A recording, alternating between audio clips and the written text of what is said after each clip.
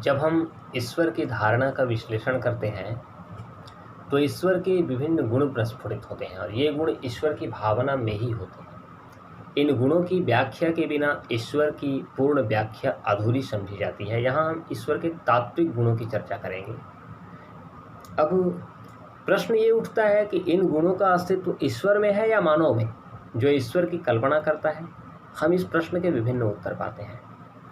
नामवादियों का मत है कि ईश्वर की धारणा गुणों को नहीं बताती, बल्कि यह एक व्यक्तिगत ढंग है जिससे ईश्वर के विभिन्न गुण प्रकाशित होते हैं। गुण ईश्वर में निहित नहीं है।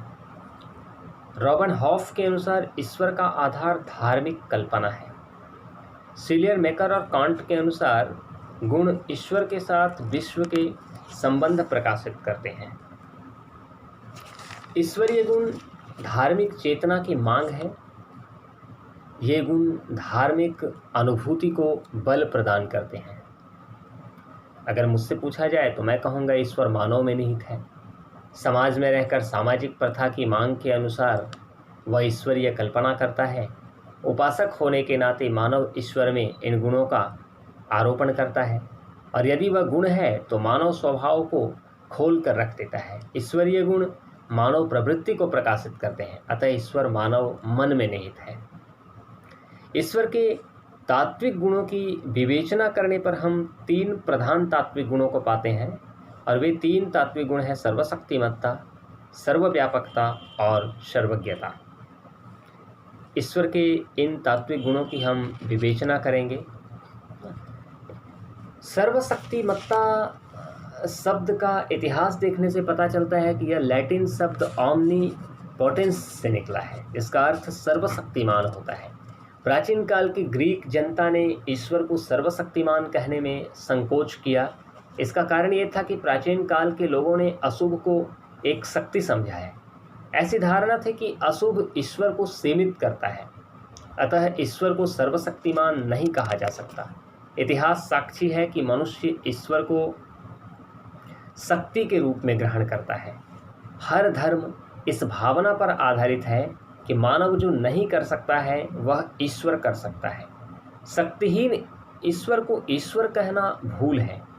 ईश्वरीय धर्मों में सर्वशक्तिमान का विचार हम मौजूद पाते हैं। सर्वशक्तिमान का विचार आखिर किस विचार का प्रत्यय है? जे.एस. मिल ने ईश्वर को सर्वशक्तिमान नहीं माना है। जे.एस. मिल का कहना है कि विश्व के निर्माण में ईश्वर अनेक वस्तुओं का सहयोग लेता है जो उसे ससीम बना देता है। सर्वशक्तिमान और ससीम ये विरोधात्मक शब्द हैं, परंतु मील के विरोध में ये कहा जा सकता है कि परिमितता जिसे ईश्वर ने स्वयं अपनाया है ईश्वर की न्यूनता का सूचक नहीं है। प्रश्न यह उठता है कि क्या सर्वशक्तिमान का विचार यह सिद्ध करता है कि ईश्वर के लिए कुछ भी असंभव नहीं है? सर्वशक्तिमान का यह अर्थ नहीं है। ईश्वर शाश्वत है। ईश्वर सर्वशक्तिमान इसलिए है कि वह उन्हीं कर्मों को करता है जो बुद्धि संगत है। वह सर्वशक्तिमान इसलिए है कि वह समस्त विश्व की रक्षा करता है। वह अपने संकल्प को वास्तविकता में उपस्थित करता है।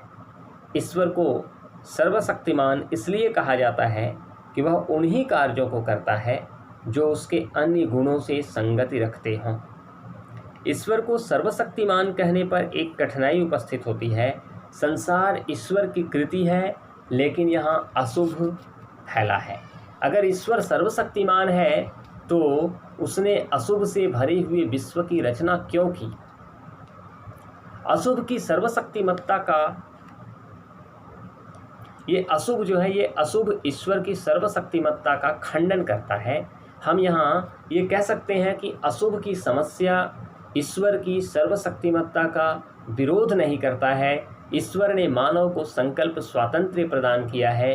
मानव ने संकल्प स्वातंत्र्य का दुरुपयोग किया और इसके कारण अशुभ का विकास हुआ। ईश्वर का दूसरा तात्विक गुण सर्वव्यापकता है। जब हम ईश्वर की धारणा का विश्लेषण करते हैं तब हमें सर्वव्यापक शब्द प्राप्त होता है। प्रारंभ में ईश्वर स्थानीय था। प्राकृतिक धर्म में उसका क्षेत्र बढ़ गया। आध्यात्मिक धर्म में क्षेत्र की सीमा खत्म हो गई। यह हर जगह दिखाई देता है। हर जगह मानव ईश्वर की पूजा कर सकता है।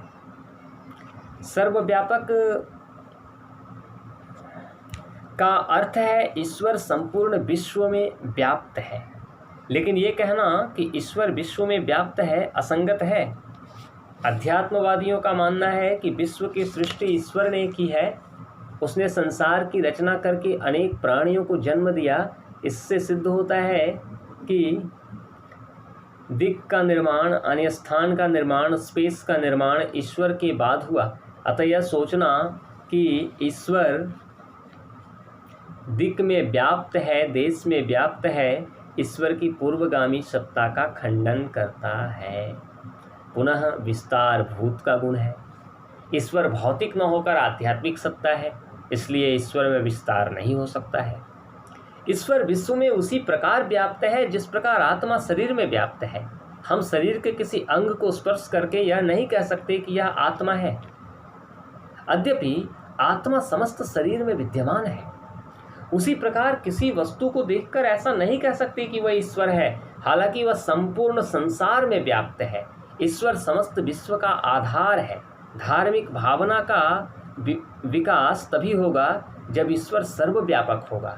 एक साधक एक ऐसे विश्व की कल्पना करता है जो हमेशा उसके पास हो तथा उसके कमियों को दूर करने का प्रयत्न करता हो। एक ऐसा ईश्वर जिसका मानव से दूरस्थ संबंध हो, वह भक्ति का पात्र कभी नहीं बन सकता है।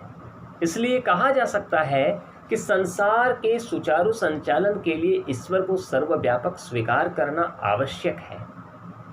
ईश्वर को सर्वव्यापक स्वीकार करने पर ही विश्व का आध्यात्मिक विकास हो सकता है। ईश्वर का तीसरा तात्विक गुण सर्वज्ञता है।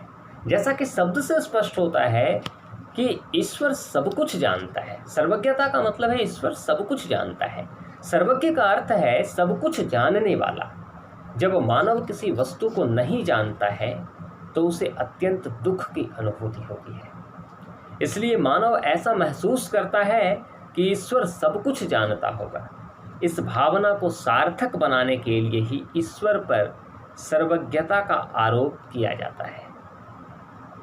ईश्वर सर्वज्ञाता है, मानव का ज्ञान सीमित है। यह तर्क के आधार पर ज्ञान प्राप्त करता है, परंतु ईश्वर का ज्ञान अनंत एवं असीम होता है। मानव जब किसी भी वस्तु का ज्ञान प्राप्त करता है तब ज्ञाता और ज्ञेय के बीच खाई पैदा होता है, परंतु ईश्वर के ज्ञान में ज्ञाता और ज्ञेय के बीच द्वैत का अभाव रहता है। अतः मानवीय ज्ञान के आधार पर ईश्वरीय ज्ञान की कल्पना करना गलत है। ईश्वरवादियों के अनुसार ईश्वर का ज्ञान सहज ज्ञान से होता है। उसे जिस चीज का ज्ञान होता है वह स्वयं वह वस्तु बन जाता है। प्रारंभ में हर समूह का अपना अपना ईश्वर था। हर ईश्वर अपने दल का ज्ञान रखता था, अपने समूह का ज्ञान रखता था। उसे सर्वज्ञ होने की आवश्यकता नहीं थी। अनेकेश्वरवाद में हर ईश्वर का अपना विभाग था जिसका वह ज्ञान रखता था। एक ईश्वरवाद में एक ईश्वर को माना जाता है और इसी कारण उसे सर्वज्ञ होना आवश्यक हो जाता है। हम ये कह सकते हैं कि एक ब्रह्म जो सर्वज्ञ है, एक ईश्वर जो सर्वज्ञ है, वही अनेकेश्वरवाद के अनुसार अनेक रूप में आता है। इस प्रकार यह स्पष्ट होता है कि व्यावहारिक जीवन में जहाँ अनेक ईश्वर की कल्पना की गई है वहाँ ईश्वर सर्वज्ञ नहीं है। यानी व्यावहारिक जीवन में ईश्वर को सर्वज्ञ नहीं कहा जा सकता। व्यावहारिक जीवन में ईश्वर सर्वज्ञ नहीं है, लेकिन जो ही हम पारमार्थिक जीवन में प्रवेश करते हैं और ईश्वर की अनेकता का हमारा भ्रम टूटता है, वहाँ ईश्वर सर्वज्ञ हो जाता है। मानव की शक्ति सीमित है, मानव का ज्ञान अपूर्ण और ससीम है। इसके विपरीत ईश्वर का ज्ञान पूर्ण और असीम है।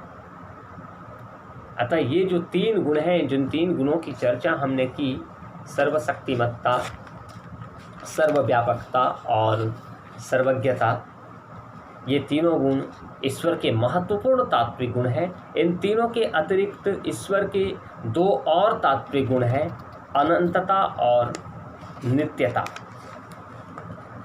अनंतता ईश्वर की, अनंतता गुण की अगर हम बात करें तो ईश्वर की भावना अनंतता में ही समाहित है। ईश्वर और मानव में मूल भेद यह है कि मानव ससीम है जबकि ईश्वर अनंत है। अनंत शब्द की व्याख्या दो दृष्टिकोण से की जाती है। साधारणतः अनंत शब्द का प्रयोग निषेधात्मक रूप में किया जाता है। ससीम उसे कहा जाता है जो सीमित हो और अनंत उसे कहा जाता है जो असीमित हो।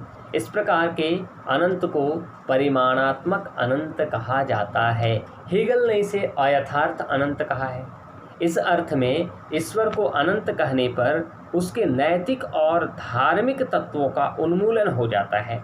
अनंत की यह व्याख्या ईश्वर को भौतिक बना देती है। इस शब्द के प्रयोग से ईश्वर के आध्यात्मिक स्वरूप का खंडन होता है। अनंत शब्द का प्रयोग दूसरे दृष्टिकोण से भी किया जाता है। जो शब्द है अनंत, इस अनंत शब्द की व्याख्या भावात्मक और गुणात्मक रूप में भी किया गया है। इस दृष्टि से अनंत शब्द पूर्णता और संपूर्णता का पर्याय है। इस प्रकार अनंत ससीम का विरोधी है। अतः ईश्वर के विषय में अनंत शब्द का प्रयोग इसी अर्थ में करना उचित है। और एक दूसरा महत्वपूर्ण नैतिक गुण है नित्यता। ये पांचवा तात्विक गुण है, नैतिक गुण नहीं, माफ कीजिएगा, ये तात्विक गुण है, पांचवा तात्विक गुण नित्यता।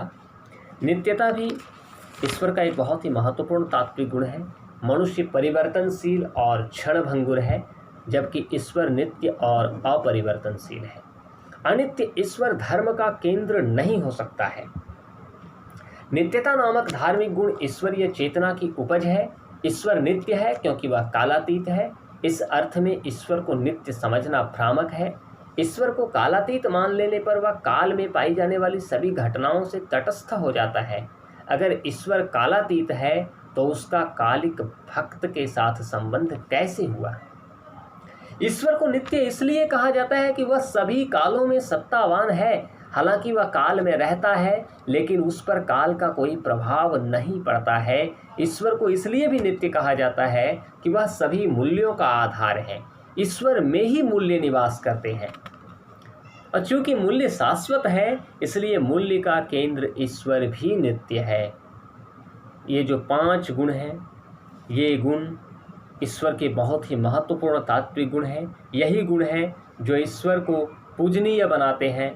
इन गुणों के अतिरिक्त निर्गुण स्वरूप, ईश्वर का निर्गुण स्वरूप, इच्छाधारी सगुण स्वरूप, संसार के सर्वोच्च सत्ता, विनाश से परे आदि भी ईश्वर के गुण हैं। लेकिन ये जो 5 गुण हैं, सर्वशक्तिमत्ता, सर्वव्यापकता, सर्वज्ञता, अनंतता और नित्यता, यही 5 महत्वपूर्ण तात्विक गुण हैं जिनकी विवेचना हमने अभी की।